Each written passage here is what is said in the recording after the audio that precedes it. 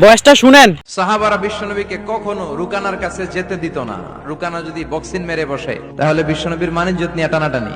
বিশ্বনবী একদিন ফজরের সালাত শেষে লুকিয়ে লুকিয়ে তিনি মক্কার সবচেয়ে বড় বক্সার রুকানার কাছে চলে গেল। যে বলল, রুকানা আসলিম তাসলাম, ইসলাম মানো শান্তিতে থাকবা, দুনিয়ায়ও থাকবা আখেরাতেও থাকবা। সুবহানাল্লাহ পড়েন। রুকানা বলে, না আব্দুল্লাহর বেটা মোহাম্মদ, আমি তো কালিমা পড়বো না, যদি বক্সিং খেলে আমারে হারায় দিতে পারো তাইলে কালিমা পড়ো। বিশ্বনবী বললেন, আমি তো বক্সিং খেলি না রে বাপ। রুকানা বলল, তাহলে আমিও কালেমা পড়ি না। বিশ্বনবী রাজি হলেন। অবশেষে ভাবলেন, আমি বক্সিং খেললে একজন যদি জাহান্নাম থেকে জান্নাতি হয়, বক্সিং খেললে সমস্যা কই। বিশ্বনবী রাজি হলেন। এবার বক্সিং খেলার পালা। রুকানা হাফ প্যান্ট পরে গায়ের মধ্যে জাইতুনের তেল মেখে এভাবে লাফাচ্ছে, পজিশন নেয় মারার জন্য প্রতিপক্ষকে। বিশ্বনবী তার পজিশন নেয় না, বিশ্বনবী দাঁড়িয়ে আছে। রুকানা বলল, মোহাম্মদ আমি লাফাচ্ছি, তুমি লাফাও না কেন? বিশ্বনবী বললেন, না আমি লাফাই না, কারণ আমি সেলাইবিহীন লুঙ্গি পরি। সেলাই ছাড়া লুঙ্গি পরে যদি কেউ লাফায় বাতাসে সতর খুলে যাওয়ার সম্ভাবনা আছে না নাই? কি লাজুক নবী ছিলেন, কেউ বিশ্বনবীর লজ্জাস্থান জীবনেও দেখে নাই।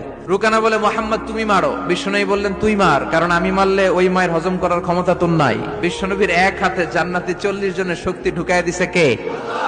এখন রুকানাও মারে না, বিশ্বনবীও মারে না, খেলাও শুরু হয় না। এখন রুকানা বলে, মোহাম্মদ তুমি মারো। বিশ্বনবী মারে নাই, কিন্তু বিশ্বনবী ওনার ডান হাত মোবারক, কি নরম হাত, সফটার দেন সিল্ক, সিল্কের চেয়ে নরম ছিল। এই হাতটা দিয়ে বিশ্বনবী রুকানার ডান কাঁধে এভাবে টাচ করলেন। মারে নাই, খালি বলছে, রুকানা এত লাফাস কেন? টাচ করার সাথে সাথে রুকানা বেহুশ হয়ে জমিনে পড়ে যায়। সবাই তো অবাক, ঘটনা কি? পানি ঢেলে রুকানারে হুঁশ ফিরানো হয়েছে। সবাই বলে, রুকানা তুই তো অনেক বড় পালোয়ান, আব্দুল্লাহর বেটা মোহাম্মদ ঘুষিও দিল না, লাথিও মারলো না, বেহুশ হইলি কেন?